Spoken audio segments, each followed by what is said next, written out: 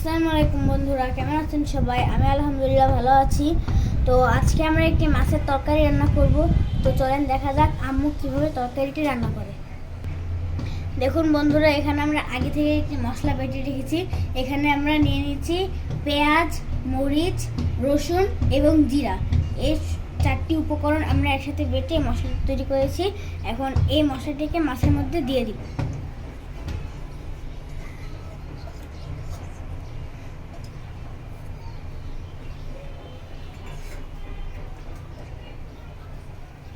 এখন এর ভিতরে তেল দিয়ে দেব।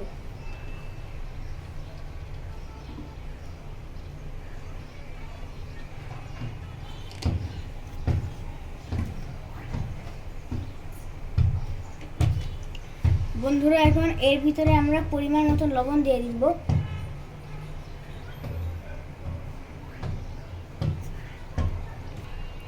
দেখুন বন্ধুরা, এখন এর ভিতরে হলুদ দিয়ে দিচ্ছে।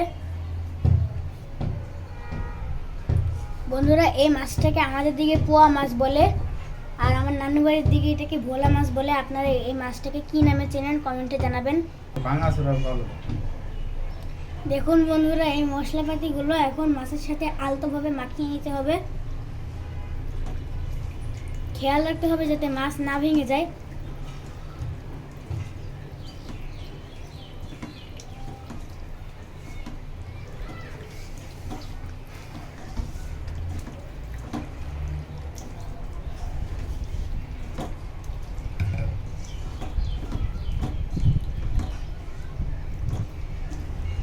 শেষ।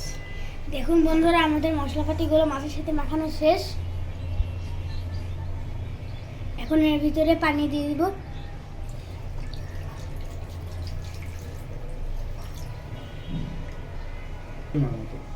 এর ভিতরে অল্প করে পানি দিতে হবে।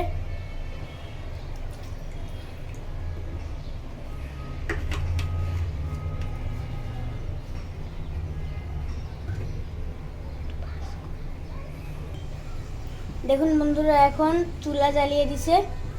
এটাকে মিডিয়াম আঁচে রেখে জ্বালাতে হবে। এখন এর ভিতরে ঢাকন দিয়ে ঢেকে দেব।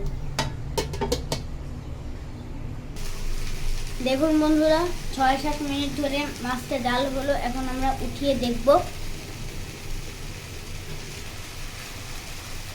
ওয়াও বন্ধুরা, দেখুন এর কালারটা।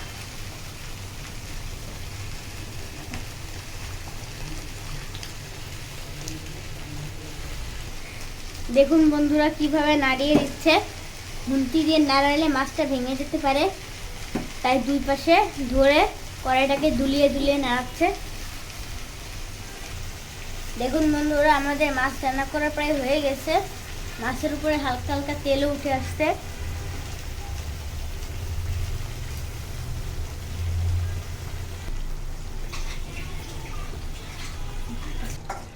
দেখুন বন্ধুরা, তরকারির উপরে তেল উঠে আসছে, তার মানে তরকারিটি প্রায় হয়ে গিয়েছে। এই তরকারিটির মাছটা খেতে কিন্তু মিষ্টি মিষ্টি লাগে।